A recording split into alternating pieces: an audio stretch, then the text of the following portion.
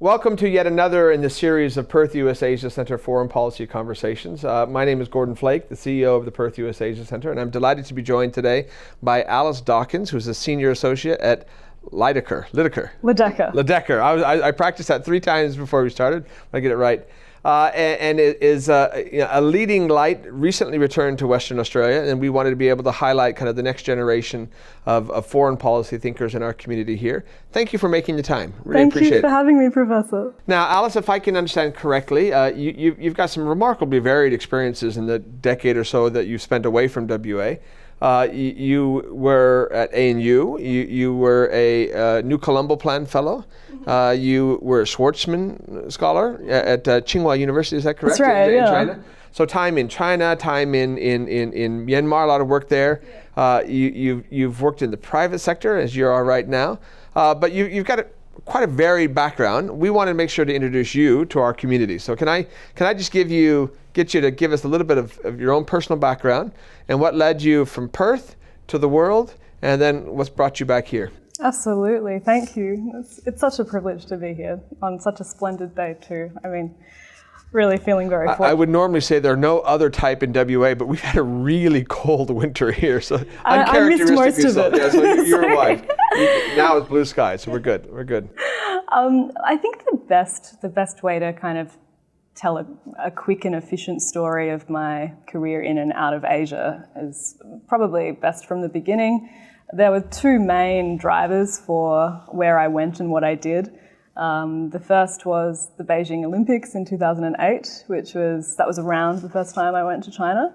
And I was so enraptured with what I was seeing there, the energy. There was also so much positivity in that funny decade between kind of 2007 to, say, the tail end of the 2010s.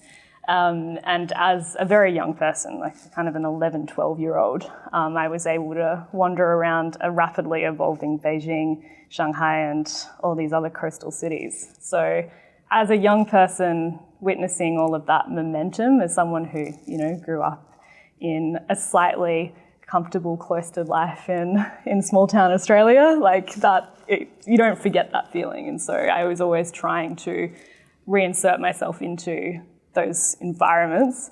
The second was Prime Minister Kevin Rudd. I was enormously inspired by his achingly talented language skills.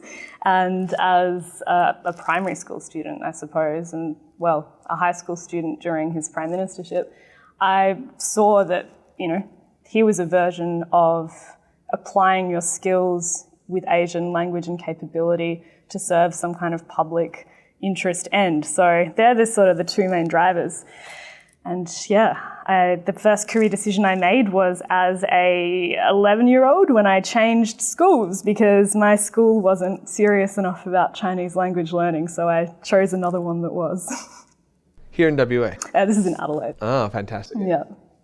I won't name the first school, but the second school was tremendous. It's Lydekker College. They're very All right, good. and then off to ANU, and then tell us about your scholarly pursuits before entering the private sector. Scholarly pursuits. I think the best way to describe undergraduate was it was kind of topped and tailed by significant in-country time in China. So I was a recipient of this funny scholarship called the China Bridge Scholarship, which I won, or at least was gifted from this peculiar language competition for foreign high school students. So you'd go to China, you'd enter all these kind of game show formats as a team, and in this moment of just largesse and generosity, a bunch of us got 12-month stipends to study in China. We're going to have to dig in and find the tapes is what we have to find. So I had a year at Peking University as a 17-year-old, wow, which was pretty spectacular and was less scholarly, more boisterous, I would say, but definitely gave me a foundation in the language. And then I roll up into ANU, obviously get amazing opportunities to study advanced Chinese, which I've since mostly forgotten. And then through my Asian studies training, I was encouraged to look at another Asian language. And at that time, so this was the mid-2010s, Myanmar was obviously just rising in prominence, and the democratic moment was arriving, and windows were opening, or doors rather, were opening up. And I had a moment to kind of intersect with that time. So I was in country in Myanmar for a few years. Well, we're going to come back to this, but you've had two interesting experiences where you were there at a moment where things are opening up and very optimistic, and it just seemed the opportunities were endless. And in both those scenarios, there does seem to be a slightly different trend right now, which is probably got to be able to concern you as an Australian, but as an individual as well, given your prior experiences. Tell us about the Schwartzman Scholarship that you had. Yeah, so that was, I guess, the tail end of the 2010s, which closed out my in-country moments in China.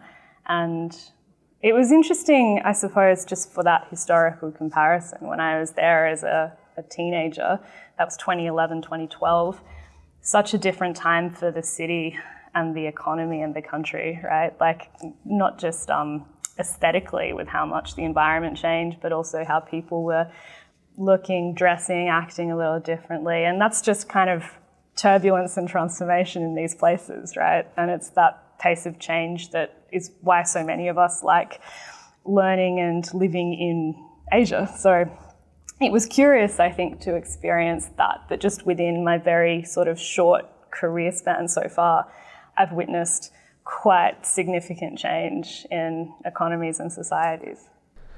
That witness, if you will, is kind of what underpins the notion behind the new Colombo scholarships.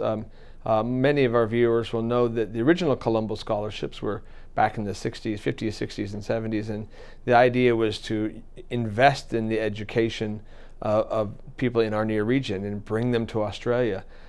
We've somehow slipped away from that. That's something actually I would love to see us resume. We need to shift away from thinking about education as a source of revenue, and more back as an investment in relationships and diplomacy for the future. But that said, the new Colombo scholarships was the other way around. It was sending Australians on the ground to kind of learn about the world there. Tell us about that experience that you had. Yeah, so I was, if I've got this right, I was the inaugural NCP fellow to Myanmar. So I went there in what must have been 2016 under the scholarship. So I was there kind of uninterrupted for about 12 months.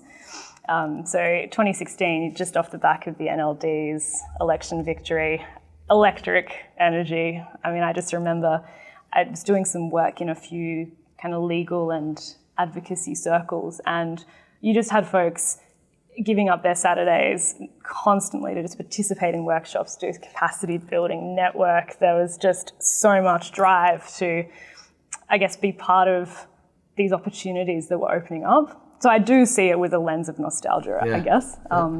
I guess thinking about the program more broadly, what the NCP program achieved so ambitiously and so effectively in a pretty short period of time, I think is extraordinary. In something like 5 years, we witnessed this just compounding rates of Australians entering the region. Obviously, that's had to grind to a halt for very understandable reasons, but I think as we try and get those numbers back up again, my interest would be in really pushing the language learning and capability side of the program. I think that's the most valuable one, at least in my experience it was. And for that, I think it's a chance to look across our policy ecosystem and our labour market and think, what are the supply and demand drivers we can adjust a little bit to ensure we've got an Asia-capable workforce. Fantastic. I've long felt that we probably should have named it the Reverse Colombo Fellowship Program, and then we need another new Colombo Fellowship Program to bring our colleagues in the region here, including many of those that you would have worked with in the region as well. Well, fantastic experiences. Let's step back, think broader picture. I mean, obviously you started a lot earlier than some. I mean, not many 11-year-olds are so purpose to vision as to actually think about what school they're going to, let alone change it. But Asia literacy is something that is very much on the minds of government, certainly of private sector. And as our state economy, as our national economy remains so deeply integrated into Asia, how important is Asia literacy? What lessons would you learn from your career trajectory thus far about Asia literacy? Because obviously you talked about language, but there's a lot more than just language, right? Absolutely. I mean, it's the chance to get up close to the dynamics in the region, and I see that as being very much people-driven, and that's why the people-to-people element of NCP has just been so successful. I mean, how do we ensure that Asia literacy and Asia access keeps its role and keeps expanding? I think it's a tricky one, particularly because if you talk to a lot of NCP alumni, for instance, they'll get these brilliant, very applied skills at navigating Asian markets and economies and societies, but they'll come back to Australia and there's often a bit of a gap between expectation and then what the job market's delivering. And I've seen that through, I guess, a lot of professional services firms where it's, recruitment will be interested maybe in a superficial sense that, oh, okay, you can speak an Asian language, that's great. Or maybe, oh, you've got Asian heritage and experience that will be helpful for us, that's great. But we're not really seeing that translate into, I'd rather see it as compulsory elements to some of these roles, because students aren't really going to make those tough decisions on subject selection and career moves unless they can really see something panning out in their careers. No, that's a really important point, and one that we've encountered in many things, is that disconnect between Asia literacy and direct experience and that being valued in Australia and kind of workforce in terms of the process there. I will make a quick and slightly cheeky comment, Gordon, and that's that what I love about the firm I work with is we have a serious commitment to Asian language and research as one of the sort of preconditions to the community that we're building. And so everyone speaks at least one Asian language. And that, to me, is what I'd love to see roll out across all of these businesses operating at the Australia-Asia interface. Now, in my own career, again, a generation removed, but my own experience was the Asian languages were always the icing but not the cake, right? Yeah. If you had the language, that was good, that was a plus, but that wasn't the core thing they were looking for in terms of that process. I was also cheeky enough in a recent Asian engagement summit here in Western Australia to make the observation that you can't have Asian engagement without Asians. And your experience would suggest to me that it's difficult to have Asian engagement without going to Asia. Yeah. On the ground experience seems to matter, right? Exactly, but I think I just wanted to pick up a thread of what I think you're saying, which is a very, I think, under-discussed part of any of our Asia literacy conversation, and that's Asian Australians and Australians with deep family heritage ties to the region. I think a lot of the time when you're going through marketing materials and public outputs of some of these programs, it's kind of directed more to Anglo-Saxon Australians going out and having a bit of a gap year, as it were, where I think we've got to be a little smarter than that and consider these other elements within our nation that are, I think, chronically undervalued. Now, again, as you can tell by my funny Yank accent, I'm one of the 1/3 of Australians that was born overseas. And so I've got a bias in here, but also some pretty strong opinions that if we as the nation, and WA as the state, are ever to really kind of take that next step in terms of Asian engagement, it's going to require us to kind of get the best and the brightest here, take advantage of what we have, which is among the best quality of life on the planet, and then they will in turn build the manufacturing and the ties and the networks rather than us, and then that includes obviously those who are already here, the Asian Australian community who do have families and relationships and experience that we're not cultivating nearly as way as we should. Let's talk a little bit more about technology, because you weren't just wandering around kind of looking at language. You've done a lot of work, obviously, in your current role with Lydekker. Did I get it right this time? Yeah. You're doing that as well. Obviously, a lot has changed from your first visit to now in terms of connectivity, but in terms of the role of technology writ large. And during a pandemic, that's enabled us to have a level of connectivity that we haven't had before. But I'm just kind of curious as your overall view, putting a kind of a technology hat on, the trends that you've seen, the issues, developments you think are worthy of further understanding. I think one of the most valuable experiences from my time in the Schwartzman Scholars Program, is we had these little program-adjacent experiences called deep dives, where students would arrange a week's worth of activities in their home country. And so a good friend of mine who's from Seoul in Korea brought, I think, some crazily ambitious number, like 30 of us to Seoul for a week, and took us around and visited various contacts in businesses, some of them being technology companies. And I think the chance to witness kind of Korean tech and innovation up close was pretty eye-opening, because the way that Korea has been able to build this highly successful ecosystem and really back homegrown heroes in their tech sector, it really gives us something to imagine for what's possible in Australia. And the kind of easily actionable item from that is just more collaboration and strategic partnerships with, for example, Korean firms and Korean educational providers. So you won't be surprised that in our centre's research over the last several years, whether we're looking at hydrogen or lithium or batteries or critical materials, that notion of working together with Koreans and Japanese or other developers in the region is kind of first and foremost. The notion that that we'll rebuild it ourselves here in WA seems to kind of miss the advantages of integration. So. Oh, and there's so much to do here, right? Like, I'm fortunate enough to be chair of a committee of the Australia-China Business Council. So we have this new thing called the Technology and Innovation Committee. And part of that sort of nascent role is just exploring precisely what these partnerships can look like. And yeah, there's much to be done, but I think you can also be quite creative about what that looks like.